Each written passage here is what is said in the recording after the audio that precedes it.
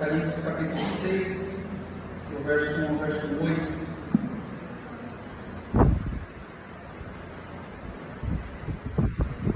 Diz assim a palavra do nosso Deus: Vi quando o Cordeiro quebrou o primeiro dos 7 selos, e ouvi um dos 4 seres viventes dizendo, como se fosse som de trovão, venha. Vi então, e eis um cavalo branco, e o seu cavaleiro tinha um arco, e foi-lhe dada uma coroa, e ele saiu vencendo e para vencer. Quando o Cordeiro quebrou o segundo selo, ouvi o segundo ser vivente dizendo, venha. E saiu outro cavalo, que era vermelho, e ao seu cavaleiro foi dado o poder para tirar a paz da terra e fazer com que os homens matassem uns aos outros. Também lhe foi dada uma grande espada. Quando o Cordeiro quebrou o terceiro selo, ouviu o terceiro ser vivente dizendo, venha. Então olhei, e eis um cavalo preto, e o seu cavaleiro com uma balança na mão. E ouvi o que parecia uma voz no meio dos 4 seres viventes dizendo, uma medida de trigo por um denário, 3 medidas de cevada por um denário, e não danifiques o azeite e o vinho. Quando o Cordeiro quebrou o 4º selo, ouvi a voz do 4º ser vivente dizendo, venha. Vi então, e eis um cavalo amarelo, o seu cavaleiro se chamava Morte, e o inferno o estava seguindo. Ele foi dado autoridade sobre a 4ª parte da terra para matar a espada, pela fome, com a mortandade e por meio dos animais selvagens da terra. Até aqui a palavra do Senhor. Santíssimo Deus, nós te pedimos a tua graça para o espírito de iluminação acerca da tua palavra que foi lida. O nosso desejo é conhecer o Senhor e prosseguir de conhecer. E para isso o Senhor nos deu a tua palavra, para que nós possamos ter um entendimento correto a respeito do Senhor e a respeito da sua vontade para conosco. Mas nós sabemos que não é por instrumentalidade da nossa razão desacompanhada, não é por instrumentalidade da nossa experiência, de qualquer outra habilidade que tenhamos, que nós vamos entender a tua palavra, mas é somente por instrumentalidade do teu Santo Espírito, que fala conosco, que nos dá entendimento, que nos faz entender a tua palavra. Nós te pedimos esta graça em nome de Cristo Jesus. Amém. Meus irmãos, nós estamos expondo o Apocalipse de João há algum tempo. Nós temos visto no Apocalipse de João que o nosso Deus, ele revelou a João, por intermédio do seu anjo, as coisas que iriam acontecer no intervalo entre a primeira vinda de Cristo e a segunda vinda de Cristo. E nos 22 capítulos deste livro, nós temos o que nós chamamos de recapitulação. Ou seja, nosso Deus fala no livro do Apocalipse para a sua igreja diversas vezes a respeito do período entre a primeira e a segunda vinda de Cristo. Nós estudamos, por exemplo, o capítulo 2 e 3 do livro do Apocalipse, onde nós vimos o nosso Senhor se dirigindo à igreja para revelar aspectos da sua pessoa. Nós falamos um pouco sobre a cristologia apresentada nessas cartas. Nós vimos o nosso Senhor falar sobre os pecados dessas igrejas, o Senhor repreender essas igrejas, o Senhor também dizer que se elas não se arrependessem, elas seriam disciplinadas, perderiam o seu lugar como igreja. E nós vimos o Senhor também fazendo promessas àquele que vencer. Isso, no capítulo 2 e no capítulo 3, representa o período entre a primeira e a segunda vinda de Cristo. Nós vimos que o nosso Senhor não estava falando somente aquelas 7 igrejas, mas Ele estava falando a todas as igrejas. Porque cada carta do Apocalipse, no final termina, aquele que tem ouvidos, ouça o que o Espírito diz às igrejas. Não é somente a igreja de Éfeso, não é somente a igreja de Esmirna, e não é somente a igreja de Pérgamo e assim por diante, mas é a todas as igrejas. daquela época até a segunda vinda de Cristo. Aquelas palavras falam conosco. No capítulo 4, nós vimos que nós temos a revelação do Deus Criador e da sua glória. E nós vemos que como o livro do Apocalipse representa o universo como um todo, a criação como um todo. Para os leitores de João, eles poderiam temer o trono que estivesse na sua província, onde tinha um presidente romano ou um rei subordinado a Roma. Ou eles poderiam temer muito mais aquele que se assentava no trono em Roma, ou seja, César. Só que o livro mostra que a criação, o universo, a história, ela não gira em torno de um imperador romano, de um governante humano, mas ela é teocêntrica, ela gira em torno de Deus. Ou, como nós dissemos, ela é tronocêntrica, porque tem o trono de Deus no meio e acima de todas as demais criaturas desta criação. Então, quando nós nos perguntamos por que tais coisas acontecem, nós temos que ter a consciência de que, em última instância, essas coisas provêm do trono de Deus. Nós vimos no capítulo 5 que aquele que estava sentado no trono deu um livro que era lacrado com 7 selos a um cordeiro que tinha um aspecto de quem fora assassinado, mas que esse cordeiro também é descrito como o leão da tribo de Judá, a raiz de Davi, que venceu e é digno de abrir o livro e desatar os seus selos. E nós vimos um grande coro angelical no capítulo 5 louvando o cordeiro. Aquele que está sentado no trono e ao cordeiro sejam dados louvores, honra, glória e majestade. Porque para o nosso Deus compraste homens de todas as nações, tribos, línguas e assim por diante. Então no capítulo 5 nós vemos que Cristo recebe toda a autoridade daquele que está sentado no trono.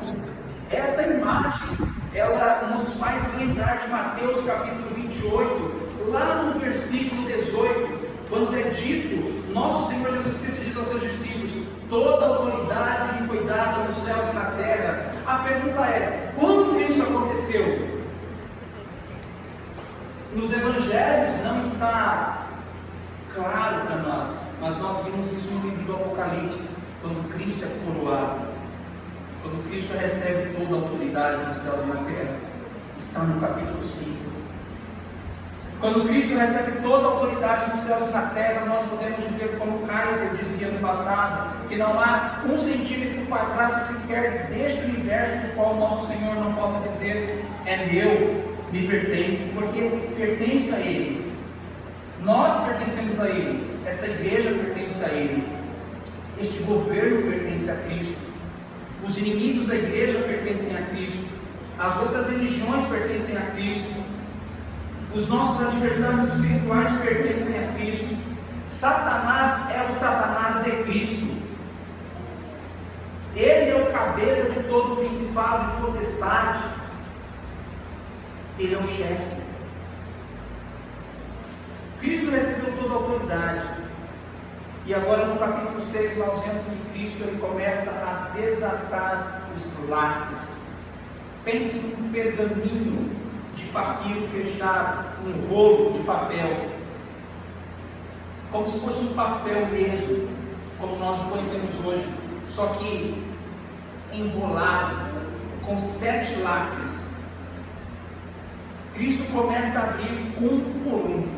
Então nós temos o que é nos mostrado e revelado no capítulo 6. E no capítulo 6 nós temos 3 divisões.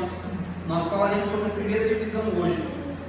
Do verso 1 ao verso 8 nós temos a revelação dos 4 cavaleiros. Do versículo 9 ao versículo 10 nós temos o clamor dos santos por justiça. Isso está lá do versículo 9 ao versículo 11. E do versículo 12 ao versículo 17 nós temos uma imagem do juízo final. Percebam que do capítulo 4 ao capítulo 6, nós temos uma imagem da primeira à segunda vinda de Cristo completa. E assim o livro do Apocalipse ele vai retornando à primeira vinda e termina com a imagem do juízo, de forma progressiva, acrescentando informação. É como se estivéssemos no estádio de futebol, e em cada um dos ângulos do estádio de futebol tivessem câmeras, e nós fôssemos verificar uma imagem somente de um jogo de futebol. A câmera que está lá no lado esquerdo do estádio, ela capta uma imagem definida daquele momento, uma falta, uma agressão, uma cuspida, alguma coisa, um xingamento. Só que quando nós pegamos a imagem que está lá do lado direito, nós vemos o mesmo instante, o mesmo evento, só que com aspectos diferentes, com coisas que nós não vimos com outra câmera, mas é o mesmo evento, só que são câmeras que estão em ângulos opostos e captam dados diferentes. Assim é o livro do Apocalipse. Cada uma dessas partes dele fala sobre a primeira e a segunda vinda de Cristo, só que com o passar dos capítulos, informações novas são acrescentadas. E essa é a beleza literária do livro do Apocalipse.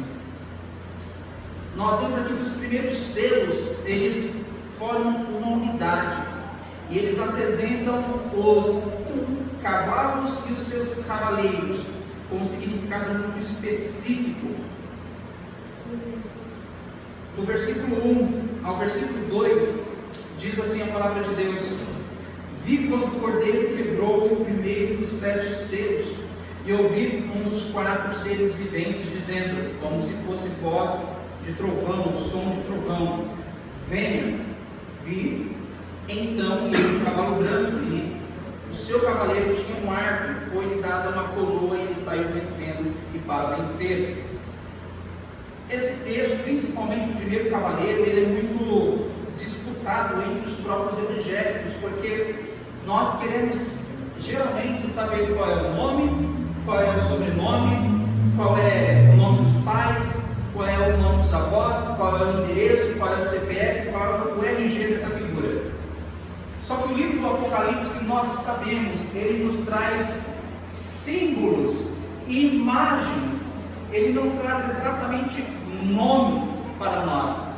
No capítulo 1, no versículo 2, nós vemos que essa revelação, ela notificou a João das coisas que haveriam de acontecer. E a palavra notificar ali é a palavra que nós usamos para símbolo. Ou seja, o método escolhido por Deus para falar ao seu povo a sua vontade foi através de símbolos. E nós já temos visto aqui o quanto que o livro do Apocalipse depende de alguns livros específicos do Antigo Testamento. O profeta Daniel, o profeta Ezequiel, nós vimos que depende também dos Salmos. O livro do Apocalipse depende muito das imagens do Antigo Testamento. Então nós temos que entender, não é uma figura literal, mas são símbolos que representam verdades espirituais. E o primeiro cavaleiro, aquele que está sobre este cavalo branco, ele recebeu pelo menos 4 interpretações diferentes no decorrer da história. A primeira, e talvez seja a mais conhecida, é aqueles que identificam este primeiro cavaleiro como o anticristo. Geralmente quem tem essa interpretação são aqueles evangélicos que adotam uma posição teológica chamada dispensacionalismo teológico. Eles querem interpretar de forma literalista um livro que sobejamente fala de símbolos. Aí eles começam a interpretar de forma literalista. Então eles pegam este livro, por exemplo, eu tenho um parente que diz que de fato nos últimos dias nós teremos no céu, conforme Apocalipse capítulo 12, uma mulher vestida de sol, com a lua debaixo dos pés e com 12 estrelas acima da sua cabeça. Literalmente.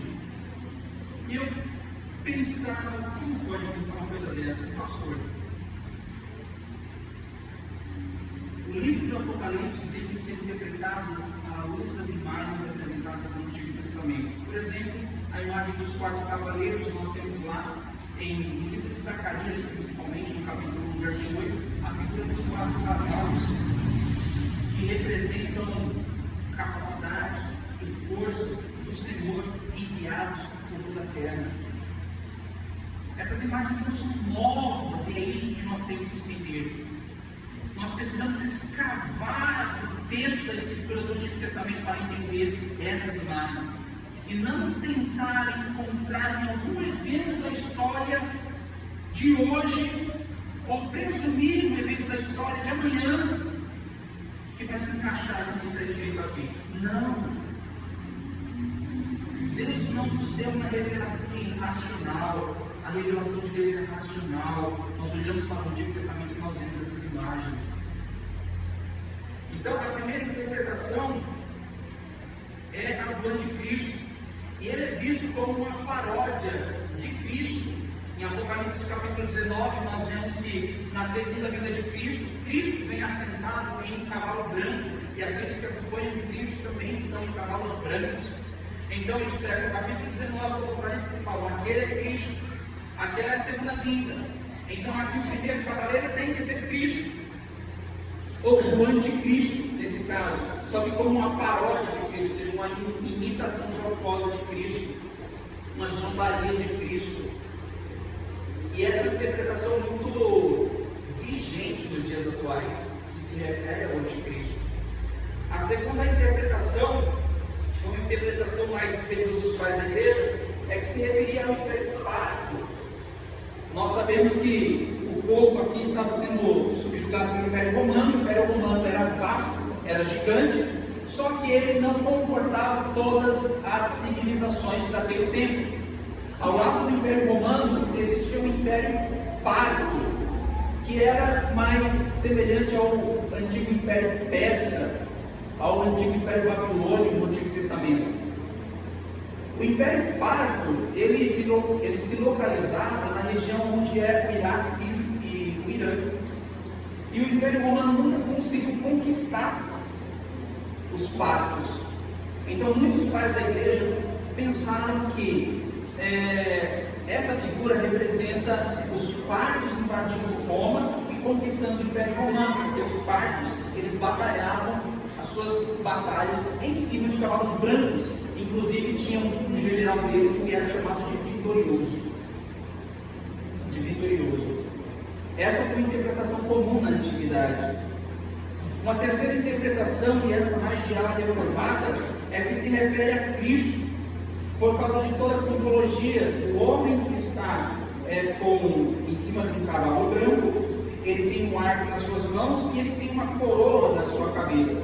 Lembra muito o Apocalipse capítulo 19. Mas tem um problema difícil de superar com essa interpretação, porque nós vemos no texto que é Cristo quem está abrindo os lacres ou selos. E nós vemos que uma criatura que está diante do trono de Deus dá uma ordem: venha. Ou seja, Cristo está abrindo o lacre. Quando ele abre o lacre, é apresentado a João um desenho, um símbolo, né? Só que quem chama esse cavaleiro, representado como símbolo ali, é uma criatura vivente, é um ser vivente. Então fica um pouco incongruente para nós entendermos como um ser vivente dá uma ordem a Cristo e como o próprio Cristo faz Cristo o desenho de Cristo sair daquele papiro, daquele rolo, daquele livro. Uma quarta interpretação, e essa é mais comum, é que representa o Evangelho. Uma interpretação defendida por grandes autores reformados, baseado na ideia de que o Evangelho avança vitoriosamente ao longo da história. E aqui nós temos que notar algumas coisas. Primeiro, esse cavaleiro, ele usa cor branca, vestes brancas. E as vestes brancas, elas geralmente significam a recompensa que é dada aos santos. Vejamos, por exemplo, nas cartas do Apocalipse, capítulo 3, versículo 5, capítulo 2 capítulo 10, 3, versículo 5. Os santos são recompensados com vestes brancas. Então não pode ser o anticristo, não pode ser os partos, mas eles também têm uma coroa. E esta coroa, ela é uma recompensa de quem vence uma modalidade olímpica ou também uma guerra. Eles eram coroados. Nós temos a famosa imagem daquela coroa de louros. Quando um atleta ganhava uma modalidade olímpica, ele era coroado com uma coroa de louros. Existiam outras coroas, mas a mais famosa é a de louros. Nós vemos também que esse cavaleiro branco, ele saiu vencendo, e é interessante porque na língua portuguesa está no gerúndio aqui, vencendo, ou seja, é uma ação contínua no presente, mas fala que ele saiu vencendo e para vencer, uma ação finalizada. Então, essas figuras se encaixam muito mais com a figura do Evangelho, que desde o início, desde que Cristo concedeu autoridade à sua igreja, ele disse para os discípulos e para a igreja pregar o Evangelho em todas as nações. Nós vemos isso em Mateus capítulo 28, do 18 ao 20, a grande comissão. Marcos capítulo 16, versículo 15 também apresenta isso. Nós vemos isso, por exemplo, em Atos capítulo 6, que fala que a palavra de Deus crescia e o número dos discípulos se multiplicava. Cada vez que o Evangelho é pregado, ainda que tenha oposição, a igreja cresce, o número dos discípulos se multiplicam e o Evangelho ele se expande, o número dos discípulos se expande, de forma que em 3 séculos, em um período de aproximadamente 3 séculos, quarto século mais especificamente, o cristianismo se tornou a religião oficial de um império, o maior império da época. E até hoje, por mais dificuldades que a igreja tenha, o Evangelho ele segue triunfante. Ele segue triunfante porque ele alcança eficazmente aqueles que foram eleitos por Deus. Ele segue triunfante porque ele de fato cumpre o seu propósito naqueles que não foram eleitos por Deus. O Evangelho tem esses 2 propósitos. E muitas vezes a gente fica triste porque as pessoas não se convertem a Cristo. Isso é um erro da nossa parte. Porque o Evangelho ele tem 2 efeitos, 2 resultados. Os que são eleitos, salvação. Os que não são eleitos, endurecimento.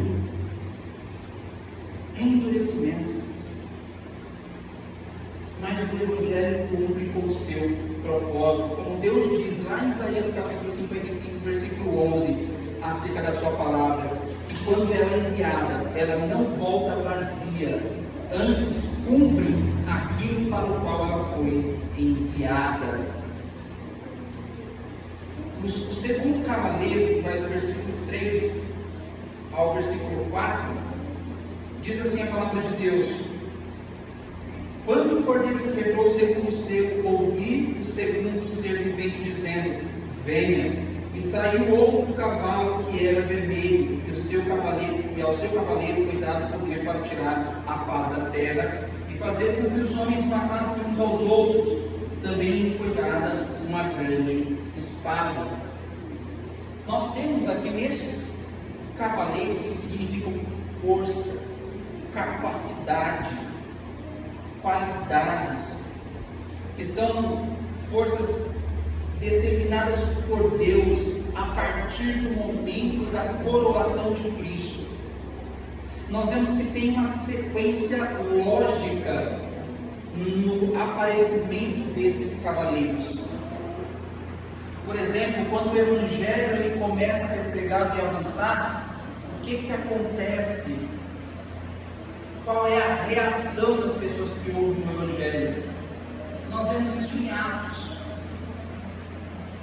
O que aconteceu com Estevão quando ele pregou o Evangelho? Oposição, conflito. No final, morte. Então é uma sequência lógica desses cavaleiros. As consequências inevitáveis da pregação do Evangelho. Mas nós não devemos entender que isto vai acontecer de uma forma cronológica na história, desde a primeira e a segunda vinda de Cristo. Não, o Evangelho começou a ser pregado lá no início, depois apareceu a guerra, muitos cristãos foram mortos, agora, depois veio a fome na Idade Média, muita gente morreu, e agora no final é morte. Então, no século XX, né? A morte de Deus. A teologia da morte de Deus. Não. Esses 4 cavaleiros, aqui, eles representam simplesmente coisas que acontecem durante a primeira e a segunda vinda de Cristo de forma simultânea, concomitante. Este cavaleiro aqui, o aspecto dele já representa isso. Diz que esse cavaleiro foi dado tirar a paz da terra e fazer com que os homens se matassem uns aos outros. E saiu outro cavalo que era vermelho. Esse cavaleiro ele tinha autoridade para tirar a paz da terra e fazer com que os homens matassem uns aos outros. A cor vermelha desse cavaleiro é a mesma cor do dragão do capítulo 12 de Apocalipse. É um vermelho sangue, que representa derramamento de sangue. Representa conflito, representa oposição, representa consequentemente guerra e no final morte. Isso não acontece em uma escala simplesmente nacional, guerra entre nações. Isso acontece em um nível pessoal. Quando nós vivemos o Evangelho de fato, genuinamente, o que acontece?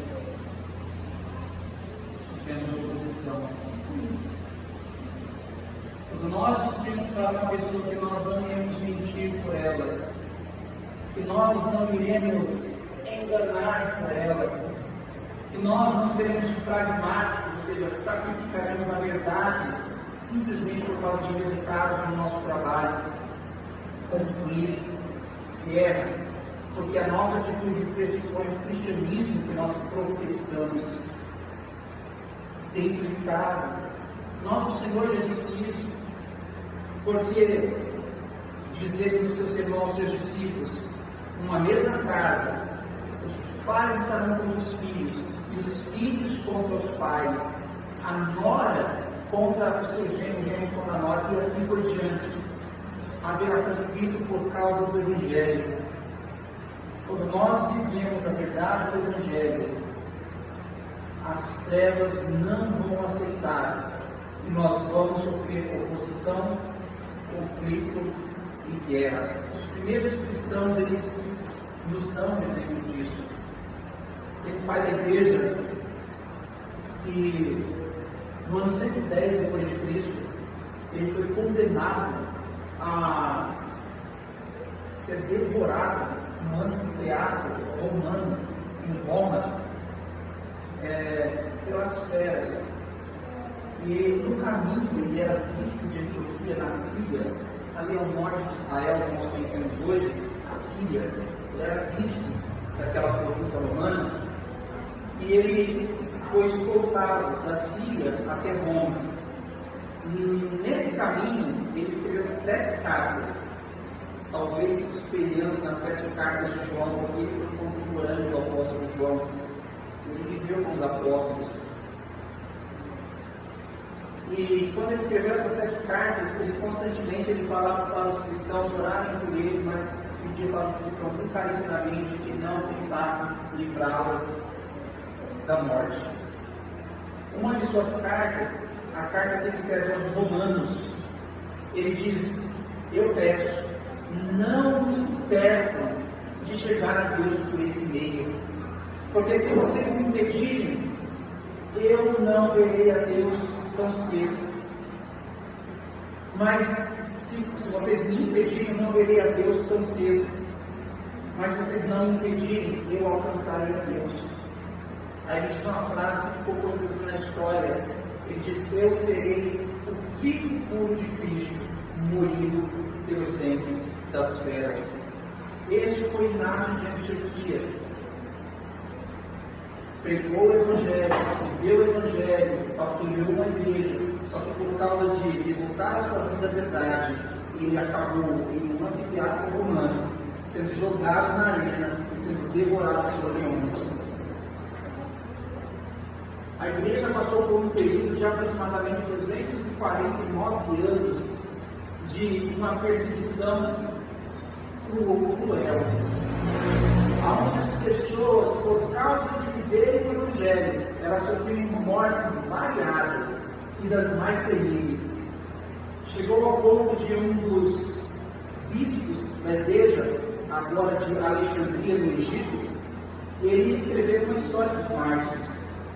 E nessa história dos mártires, ele diz que durante um período de perseguição, por causa da forma como as pessoas eram executadas, por causa da forma como principalmente as virgens eram executadas, o que elas sofriam antes, durante e na sua morte, elas preferiram se suicidar a passar por aquilo. Porque era uma perseguição truculenta, era guerra, que resultava em morte. Nós, meus irmãos, não lutamos ainda até o sangue, combatendo contra o pecado. Temos as nossas lutas, mas não chegamos ao ponto ainda do derramamento de sangue. Nós aqui no Ocidente, nós aqui no Brasil, nós temos irmãos que estão lá no Oriente, em estados que são estados ditos teocráticos, em que não é permitido pregar uma outra religião senão a religião do Estado, em que os nossos irmãos estão escondidos nesse exato momento. Eu falei da história de um pastor que ele estava em Marrocos e ele tinha que ministrar a Santa Ceia em um buraco em Marrocos, escondido das autoridades, porque se pegassem ele, ele seria morto. Para ministrar a Santa Ceia, para participar da Santa Ceia, eles correm esse risco. E nós temos que pensar qual é o valor que nós damos à ministração do sacramento aqui, quando nós temos uma vida muito mais confortável. Nós não valorizamos a liberdade que nós temos, o conforto que nós temos, a possibilidade de estar comungando ou tendo comunhão uns com os outros, aqui cantando hinos lindos, louvores lindos, fazendo orações de louvor, de gratidão, de confissão. Nós temos tudo isso, mas nós não damos o devido valor, porque nós não conhecemos ainda experimentalmente a realidade da perseguição, mas muitos dos nossos irmãos experimentam hoje essa realidade. Mas é uma consequência inevitável da pregação do Evangelho, o conflito, a oposição, a guerra. Só que não somente isso, depois o texto nos diz também que depois da coroação de Cristo, que o Evangelho começasse a ser pregado, vencendo, e com a finalidade de vencer. Depois da oposição, nós vemos que também é dito para nós que haverá uma grande inflação que oprimirá a muitos.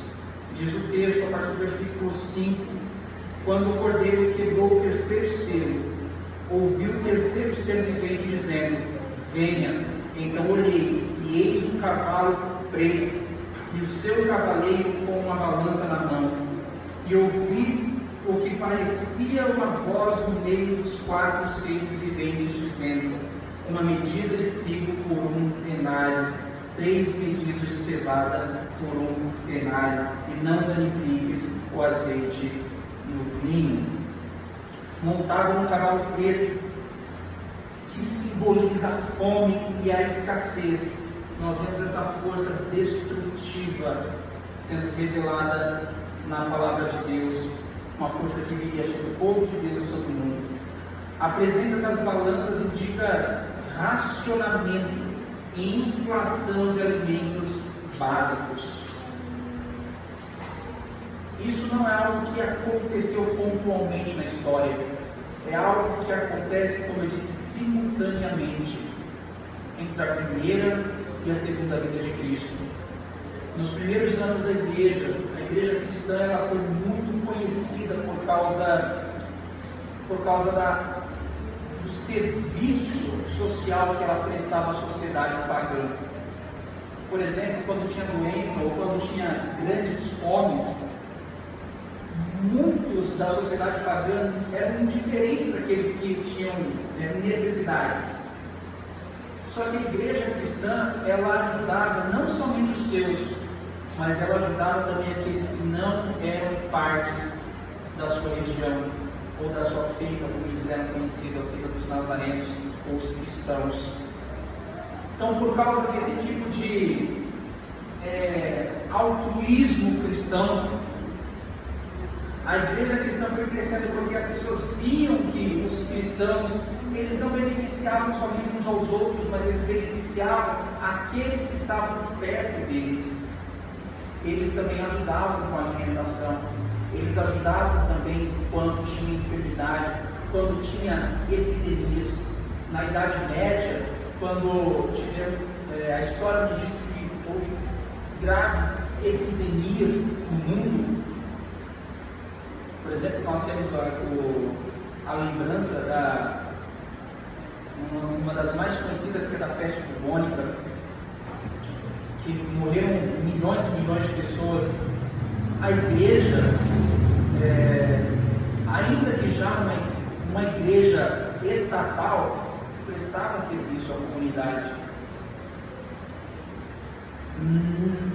Nesse terceiro selo, nesse terceiro lacre, quando ele é quebrado, nós vemos que o Senhor nos revela que viria de fato uma grande inflação sobre os alimentos. Nós podemos pensar, por exemplo, que o denário era o salário diário de uma pessoa comum. O denário. E esse denário, ele comprava 1 litro de trigo, suficiente para alimentar uma pessoa e não a família inteira. Então pense, um denário era o salário de um dia. As pessoas recebiam o salário em um dia, e ele conseguia sustentar, com esse denário ele conseguia sustentar a família. Só que aqui diz que esse denário ele comprava apenas 1 litro de trigo, que seria suficiente para alimentar somente ele e não mais a sua família. Nós podemos pensar nos nossos dias. As pessoas estavam passando por algo semelhante, porque na sua época, nas cartas que nós apresentamos aqui, as igrejas, por exemplo, de Pérgamo, a igreja de Tiatira, a igreja de Sardes, qual era o problema deles? Eles estavam sendo tentados a ceder ao paganismo. Por quê? Porque várias das suas profissões pertenciam às chamadas guildas, que eram sindicatos. E cada uma dessas guildas tinha uma divindade padroeira. E para participar dessas associações, eles tinham que comer comidas sacrificadas a essa divindade padroeira e tinham que adorar essa divindade padroeira. Só que o cristão ele não poderia fazer isso. Então, ou ele tinha que se manter firme e falar: olha, eu não adoro esses deuses, e assim correr o risco de perder o emprego, e assim perder a sua renda, e assim ter um momento de escassez na sua vida, ou ele tinha que se misturar e falar: olha, eu adoro a Deus, mas para não perder o emprego, eu também não vou deixar de participar dessas comidas sacrificadas, dessas festas que são feitas, dessas associações idólatras. Os crentes estavam sendo tentados porque eles não queriam perder os seus empregos e passar fome, e as suas famílias também. No nosso tempo, nós passamos uma grande dificuldade, porque nós vemos que Hoje em dia também, principalmente nós no Brasil, vivemos um momento de inflação absurda. Eu lembro que antigamente, os irmãos lembram também, nós íamos à padaria e nós comprávamos um pãozinho por 10 centavos. Hoje em dia, o pãozinho onde eu moro é 1,50. 1,50. Antigamente você comprava um quilo de carne por R$30, hoje o mesmo quilo de carne está R$48, R$49.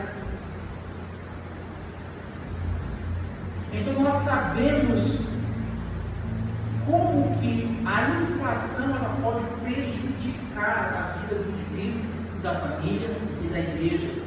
O nosso Senhor diz aqui que uma voz vinda do meio do trono disse para que, e alertando a igreja, de fato, que ia vir esse tipo de inflação, que ia necessitar de um racionamento de alimento. Isso procede do trono de Deus.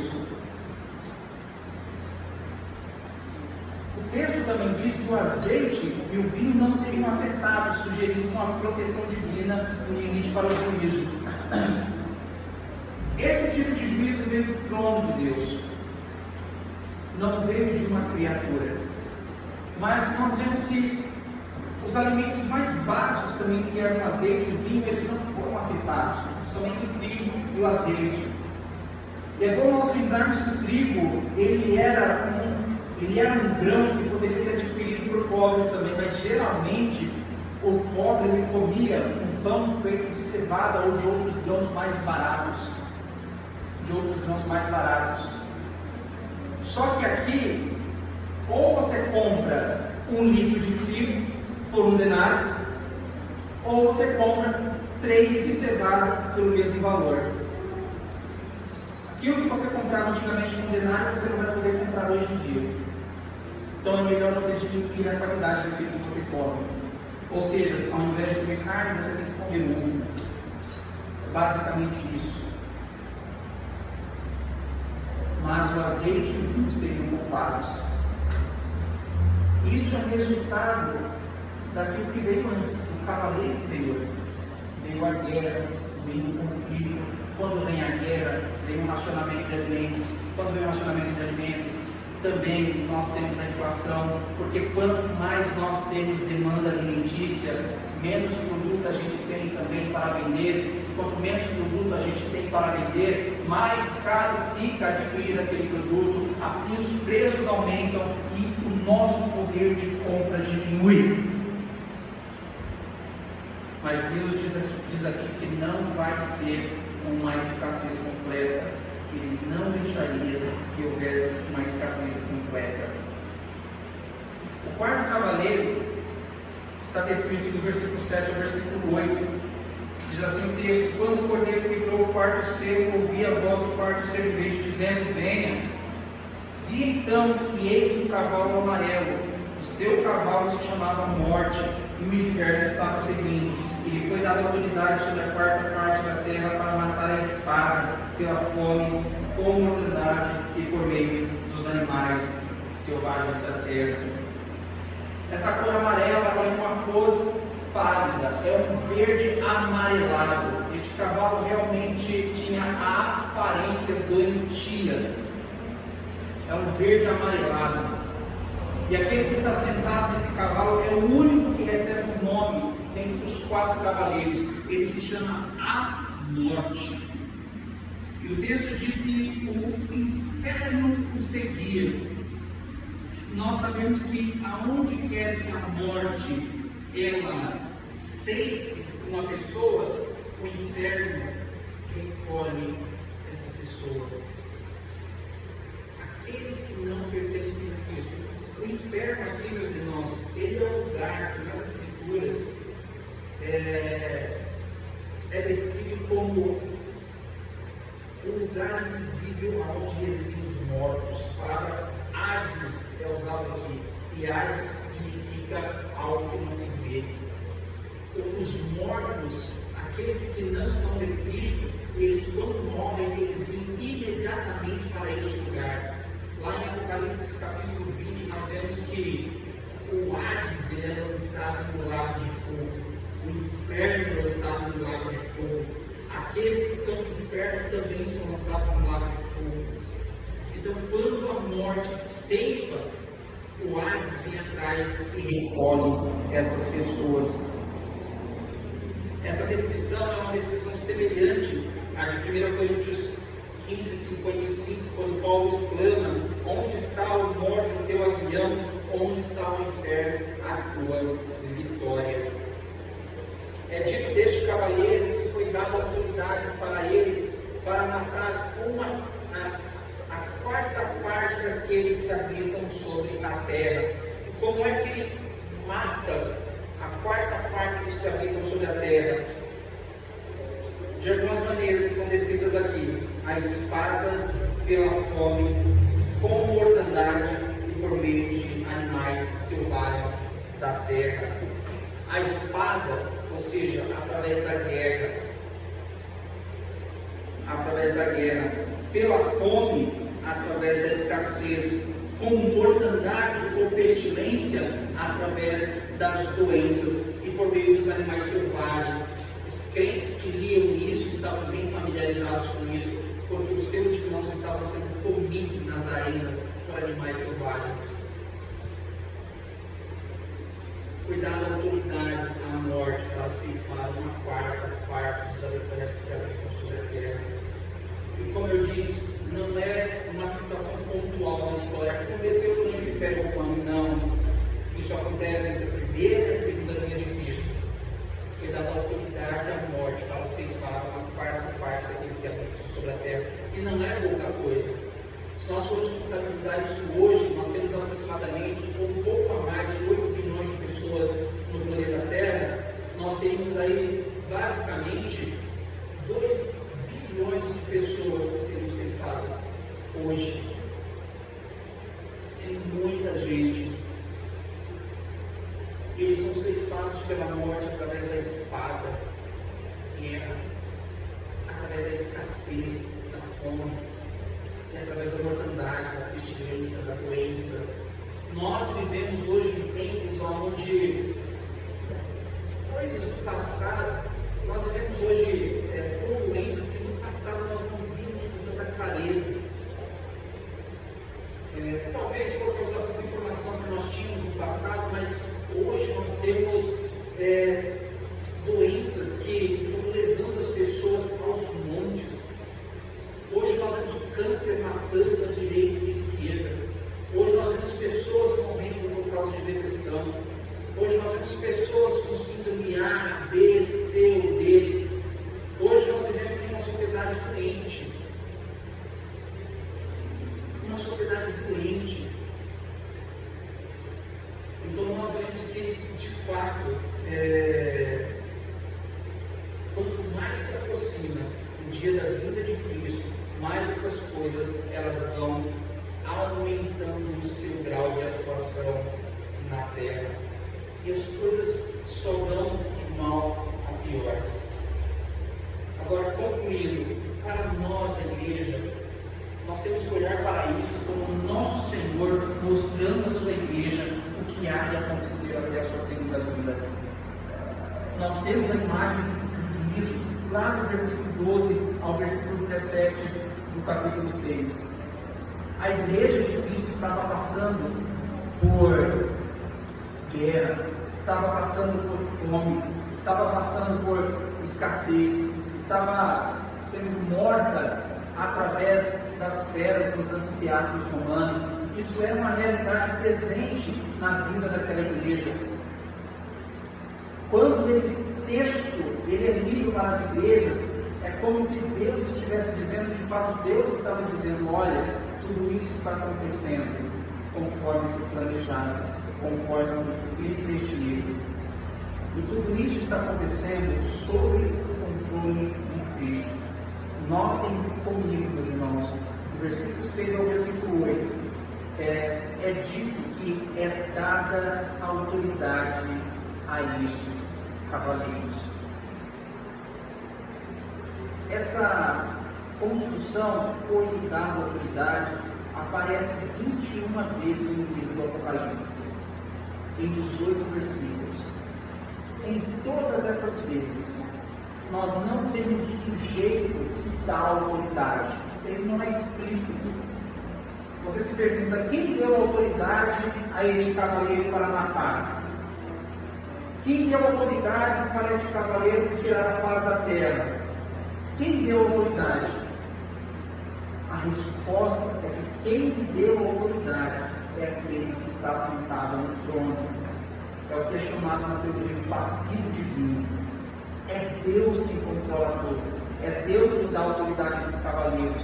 É Deus que dá autoridade àquela estrela caída no capítulo 9 do Apocalipse. É Deus que dá autoridade ao dragão. É Deus que dá autoridade à besta sobre o mar. É Deus que dá autoridade à besta sobre a terra. É Deus que dá autoridade a toda a oposição que nós vemos no livro do Apocalipse. E a história, ela nos mostra que Deus continua no controle de todas as coisas. Os 4 cavaleiros não representam eventos distintos e sequenciais na história, mas sim condições recorrentes na história humana devido à pregação do Evangelho. Nós vemos a conquista, primeiro, do Evangelho através do seu avanço. Nós vemos a guerra, violência e conflitos decorrentes dessa proclamação do Evangelho. Nós vemos a fome e a crise econômica que vem através de guerra em nível nacional ou que vem também através de conflitos em níveis individuais. Nós vemos a morte que ceifa e o Hades que recolhe. Esses fenômenos estão presentes em todas as eras e se intensificarão com a aproximação do retorno de Cristo. O papel do Cordeiro na abertura dos selos reforça a sua soberania e a direção sobre a história. Quando nós pensamos dessa perspectiva que é tronocêntrica, é aquele que está sentado no trono que dirige a história.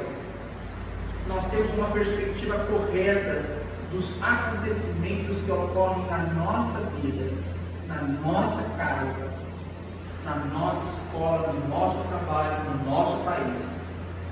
Nós percebemos que não são homens caídos que estão guiando a história, que não são seres espirituais hostis que estão guiando a história, mas quem está guiando a história é o Cordeiro de Deus, porque foi-lhe dada autoridade sobre todas as coisas.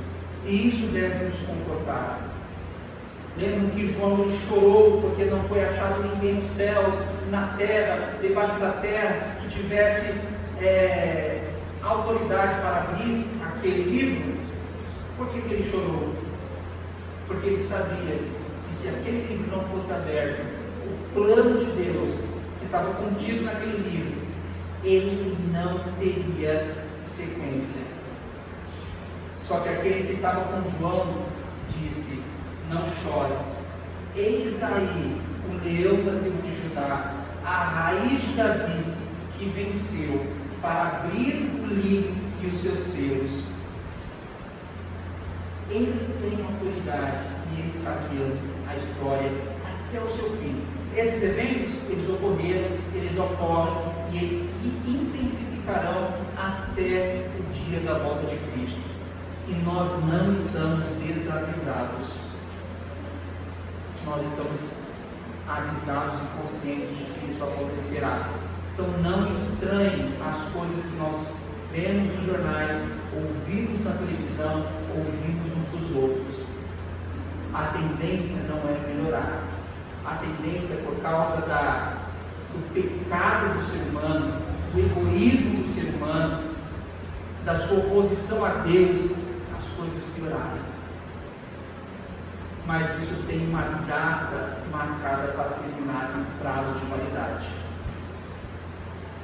E está chegando. Vamos orar?